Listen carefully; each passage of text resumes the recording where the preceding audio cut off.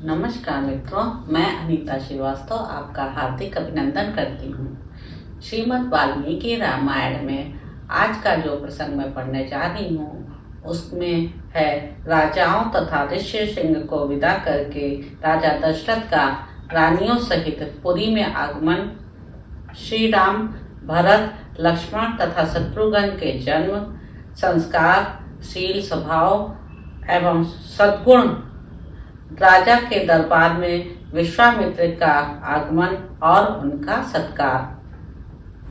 महामना राजा दशरथ का यज्ञ समाप्त होने पर देवता लोग अपना अपना भाग ले जैसे आए थे वैसे लौट गए। दीक्षा का नियम समाप्त होने पर राजा अपनी पत्नियों को साथ ले सेवक, सैनिक और सवारियों सहित पुरी में प्रविष्ट हुए। भिन्न भिन्न देशों के राजा भी महाराज दशरथ द्वारा यथावत सम्मानित हो मुनिवर वशिष्ठ तथा ऋष्यशृंग को प्रणाम करके प्रसन्नता पूर्वक अपने अपने देश को चले गए। अयोध्यापुरी से अपने घर को जाते हुए उन श्रीमान नरेशों के शुभ्र सैनिक अत्यंत हर्षमग्न होने के कारण बड़ी शोभा पा रहे थे। उन राजाओं के विदा हो जाने पर श्रीमान महाराज दशरथ ने श्रेष्ठ ब्राह्मणों को आगे करके अपनी पुरी में प्रवेश किया। राजा द्वारा अत्यंत सम्मानित हो ऋष्यशृंग मुनि भी शांता के साथ अपने स्थान को चले गए। उस समय सेवकों सहित बुद्धिमान महाराज दशरथ कुछ दूर तक उनके पीछे पीछे उन्हें पहुंचाने गए थे। इस प्रकार उन सब अतिथियों को विदा करके सफल मनोरथ हुए राजा दशरथ पुत्रोत्पत्ति की प्रतीक्षा करते हुए वहां बड़े सुख से रहने लगे। यज्ञ समाप्ति के पश्चात जब 6 ऋतुएं बीत गईं, तब 12वें मास में चैत्र के शुक्ल पक्ष की नवमी तिथि को पुनर्वसु नक्षत्र एवं कर्क लगन में कौशल्या देवी ने दिव्य लक्षणों से युक्त सर्वलोक वंदित जगदीश्वर श्री राम को जन्म दिया। उस समय 5 ग्रह अपने उच्च स्थान में विद्यमान थे तथा लग्न में चंद्रमा के साथ बृहस्पति विराजमान थे। वे विष्णु स्वरूप हविष्य या खीर के आधे भाग से प्रकट हुए थे। कौशल्या के महाभाग पुत्र श्री राम इक्ष्वाकु कुल का आनंद बढ़ाने वाले थे। उनके नेत्रों में कुछ कुछ लालिमा थी। उनके होठ लाल, भुजाएं बड़ी बड़ी और स्वर दुंदुभी के समान गंभीर था। उस अमित तेजस्वी पुत्र से महारानी कौशल्या की बड़ी शोभा हुई। ठीक उसी तरह जैसे सुरश्रेष्ठ वज्रपाणी इंद्र से देव माता अदिति सुशोभित हुई थी। तदंतर कैकेयी से सत्य पराक्रमी भरत का जन्म हुआ, जो साक्षात भगवान विष्णु के चतुर्थांश से भी न्यून भाग से प्रकट हुए थे। ये समस्त सद्गुणों से संपन्न थे। इसके बाद रानी सुमित्रा ने लक्ष्मण और शत्रुघ्न इन 2 पुत्रों को जन्म दिया। ये दोनों वीर साक्षात भगवान विष्णु के अर्धभाग से संपन्न और सब प्रकार के अस्त्रों की विद्या में कुशल थे। भरत सदा प्रसन्न चित्त रहते थे। उनका जन्म पुष्य नक्षत्र तथा मीन लग्न में हुआ था। सुमित्रा के दोनों पुत्र आश्लेषा नक्षत्र और कर्क लगन में उत्पन्न हुए थे। उस समय सूर्य अपने उच्च स्थान में विराजमान थे। राजा दशरथ के चारों मनस्वी पुत्र पृथक पृथक गुणों से संपन्न और सुंदर थे। ये भाद्रप्रदा नामक 4 तारों के समान कांतिमान थे। इनके जन्म के समय गंधर्वों ने मधुर गीत गाए, अप्सराओं ने नृत्य किया, देवताओं की दुंदुभियां बजने लगी तथा आकाश से फूलों की वर्षा होने लगी। अयोध्या में बहुत बड़ा उत्सव हुआ। मनुष्यों की भारी भीड़ एकत्र हुई। गलियां और सड़कें लोगों से खचाखच भरी हुई थीं। बहुत से नट और नर्तक वहां अपनी कलाएं दिखा रहे थे। वहां सब और गाने बजाने वाले तथा दूसरे लोगों के शब्द गूंज रहे थे। दीन दुखियों के लिए लुटाए गए सब प्रकार के रत्न वहां बिखरे पड़े थे। राजा दशरथ ने सूत, मागध और बंदी जनों को देने योग्य पुरस्कार दिए तथा ब्राह्मणों को धन एवं सहस्त्रों गोधन प्रदान किए। 11 दिन बीतने पर महाराज ने बालकों का नामकरण संस्कार किया। उस समय महर्षि वशिष्ठ ने प्रसन्नता के साथ सबके नाम रखे। उन्होंने ज्येष्ठ पुत्र का नाम राम रखा। श्री राम महात्मा थे, कैकेयी कुमार का नाम भरत तथा सुमित्रा के एक पुत्र का नाम लक्ष्मण और दूसरे का शत्रुघ्न निश्चित किया गया। राजा ने ब्राह्मणों, पुरवासियों तथा जनपदवासियों को भी भोजन कराया। ब्राह्मणों को बहुत से उज्ज्वल रत्न समूह दान किए गए। महर्षि वशिष्ठ ने समय समय पर राजा से उन बालकों के जात कर्म आदि सभी संस्कार करवाए थे। उन सब में श्री रामचंद्र जी ज्येष्ठ होने के साथ ही अपनी कुल की कीर्ति ध्वजा को फहराने वाली पताका के समान थे। वे अपने पिता की प्रसन्नता को बढ़ाने वाले थे।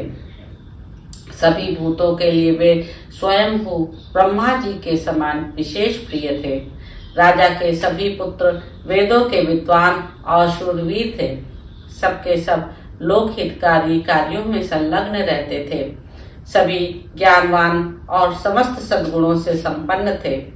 उनमें भी सत्य पराक्रमी श्री रामचंद्र जी सबसे अधिक तेजस्वी और सब लोगों के विशेष प्रिय थे। वे निष्कलंक चंद्रमा के समान शोभा पाते थे। उन्होंने हाथी के कंधे और घोड़े की पीठ पर बैठने तथा रथ हाँकने की कला में सम्मानपूर्ण स्थान प्राप्त किया था। वे सदा धनुर्वेद का अभ्यास करते और पिताजी की सेवा में लगे रहते थे। लक्ष्मी की वृद्धि करने वाले लक्ष्मण बाल्यावस्था से ही श्री रामचंद्र जी के प्रति अत्यंत अनुराग रखते थे। वे अपने बड़े भाई लोकाभिराम श्री राम का सदा ही प्रिय करते थे और शरीर से भी उनकी सेवा में ही जुटे रहते थे। शोभा संपन्न लक्ष्मण श्री रामचंद्र जी के लिए बाहर विचरने वाले दूसरे प्राण के समान थे। पुरुषोत्तम श्री राम को उनके बिना नींद भी नहीं आती थी। यदि उनके पास उत्तम भोजन लाया जाता तो श्री रामचंद्र जी उसमें से लक्ष्मण को दिए बिना नहीं खाते थे। जब श्री रामचंद्र जी घोड़े पर चढ़कर शिकार खेलने के लिए जाते, उस समय लक्ष्मण धनुष लेकर उनके शरीर की रक्षा करते हुए पीछे पीछे चले जाते थे। इस प्रकार लक्ष्मण के छोटे भाई शत्रुघ्न भरत जी को प्राणों से अधिक प्रिय थे और वे भी भरत जी को सदा प्राणों से अधिक प्रिय मानते थे। इन चार महान भाग्यशाली प्रिय पुत्रों से राजा दशरथ को बड़ी प्रसन्नता प्राप्त होती थी। ठीक वैसे ही जैसे चार देवताओं से ब्रह्मा जी को प्रसन्नता होती है। वे सब बालक जब समझदार हुए तब समस्त सद्गुणों से संपन्न हो गए। वे सभी लज्जाशील, यशस्वी, सर्वज्ञ और दूरदर्शी थे। ऐसे प्रभावशाली और अत्यंत तेजस्वी उन सभी पुत्रों की प्राप्ति से राजा दशरथ लोकेश्वर ब्रह्मा जी की भांति बहुत प्रसन्न थे। वे पुरुष सिंह राजकुमार प्रतिदिन वेदों के स्वाध्याय, पिता की सेवा तथा धनुर्वेद के अभ्यास में तत्चित्त रहते थे। एक दिन धर्मात्मा राजा दशरथ पुरोहित तथा बंधु बांधवों के साथ बैठकर पुत्रों के विवाह के विषय में विचार कर रहे थे। मंत्रियों के बीच में विचार करते हुए उन महामना नरेश के यहाँ महातेजस्वी महामुनि विश्वामित्र पधारे। वे राजा से मिलना चाहते थे। उन्होंने द्वारपालों से कहा, तुम लोग शीघ्र जाकर महाराज को यह सूचना दो कि कुशिक वंशी गादी पुत्र विश्वामित्र आए हैं। उनकी यह बात सुनकर वे द्वारपाल दौड़े हुए राजा के दरबार में गए। वे सब विश्वामित्र के उस वाक्य से प्रेरित होकर मन ही मन घबराए हुए थे। राजा के दरबार में पहुंचकर उन्होंने इक्ष्वाकु कुल नंदन अवध नरेश से कहा, महाराज, महर्षि विश्वामित्र पधारे हैं। उनकी यह बात सुनकर राजा सावधान हो गए। उन्होंने पुरोहित को साथ लेकर बड़े हर्ष के साथ उनकी अगवानी की, मानो देवराज इंद्र ब्रह्मा जी का स्वागत कर रहे हों। विश्वामित्र जी कठोर व्रत का पालन करने वाले तपस्वी थे। वे अपने तेज से प्रज्वलित हो रहे थे। उनका दर्शन करके राजा का मुख प्रसन्नता से खिल उठा और उन्होंने महर्षि को अर्घ्य निवेदन किया। राजा का वह अर्घ्य शास्त्रीय विधि के अनुसार स्वीकार करके महर्षि ने उनसे कुशल मंगल पूछा। धर्मात्मा विश्वामित्र ने क्रमशः राजा के नगर, खजाना, राज्य, बंधु बांधव तथा मित्र वर्ग आदि के विषय में कुशल प्रश्न किया। राजन, आपके राज्य की सीमा के निकट रहने वाले शत्रु राजा आपके समक्ष नतमस्तक तो हैं, आपने उन पर विजय तो प्राप्त की है ना। आपके यज्ञ याग आदि देव कर्म और अतिथि सत्कार आदि मनुष्य कर्म तो अच्छी तरह सफल होते हैं ना। इसके बाद महाभाग मुनिवर विश्वामित्र ने वशिष्ठ जी तथा अन्य ऋषियों से मिलकर उन सबका यथावत कुशल समाचार पूछा। फिर वे सब लोग प्रसन्न चित्त होकर राजा के दरबार में गए और उनके द्वारा पूजित हो यथा योग्य आसनों पर बैठे। तदंतर प्रसन्न चित्त परम उदार राजा दशरथ ने पुलकित होकर महामुनि विश्वामित्र की प्रशंसा करते हुए कहा, महामुनि, जैसे किसी मरण धर्मा मनुष्य को अमृत की प्राप्ति हो जाए, निर्जल प्रदेश में पानी बरस जाए, किसी संतानहीन को अपने अनुरूप पत्नी के गर्भ से पुत्र प्राप्त हो जाए, खोई हुई निधि मिल जाए या किसी महान उत्सव से हर्ष का उदय हो, उसी प्रकार आपका यहाँ शुभागमन हुआ है, ऐसा मैं मानता हूँ। आपका स्वागत है। आपके मन में कौन सी उत्तम कामना है जिसको मैं हर्ष के साथ पूर्ण करूं? ब्राह्मण, आप मुझसे सब प्रकार की सेवा लेने योग्य उत्तम पात्र हैं। मानद मेरा अहोभाग्य है जो आपने यहाँ तक पधारने का कष्ट उठाया। आज मेरा जन्म सफल और जीवन धन्य हो गया। मेरी बीती हुई रात सुंदर प्रभात दे गई, जिससे मैंने आज आप ब्रह्म शिरोमणि का दर्शन किया।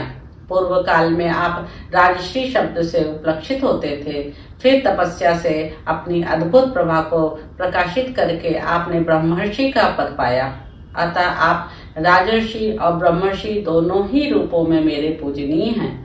आपका जो यहाँ मेरे समक्ष शुभागमन हुआ है वह परम पवित्र और अद्भुत है। प्रभु, आपके दर्शन से आज मेरा घर तीत हो गया। मैं अपने आप को पुण्य क्षेत्रों की यात्रा करके आया हुआ मानता हूँ। बताइए, आप क्या चाहते हैं? आपके शुभागमन का शुभ उद्देश्य क्या है? उत्तम व्रत का पालन करने वाले महर्षि, मैं चाहता हूँ कि आपकी कृपा से अनुग्रहित होकर आपके अभीष्ट मनोरथ को जान लूं और अपने अभ्युदय के लिए उसकी पूर्ति करूं। कार्य सिद्ध होगा या नहीं, ऐसे संशय को अपने मन में स्थान न दीजिए। आप जो भी आज्ञा देंगे मैं उसका पूर्ण रूप से पालन करूंगा, क्योंकि सम्माननीय अतिथि होने के नाते आप मुझ गृहस्थ के लिए देवता हैं। ब्राह्मण, आज आपके आगमन से मुझे संपूर्ण धर्मों का उत्तम फल प्राप्त हो गया है। यह मेरे महान अभ्युदय का अवसर आया है। मनस्वी नरेश के कहे हुए ये विनय युक्त वचन, जो हृदय और कानों को सुख देने वाले थे, सुनकर विख्यात गुण और यश वाले शम दम आदि सद्गुणों से संपन्न महर्षि विश्वामित्र बहुत प्रसन्न हुए। तो मित्रों, इस प्रकार बालकांड में निहित 18वां सर्ग यहाँ समाप्त होता है। आशा है आपको अत्यंत आनंद की प्राप्ति हो रही होगी। आपसे कल पुनः मुलाकात होगी। नमस्कार मित्रों।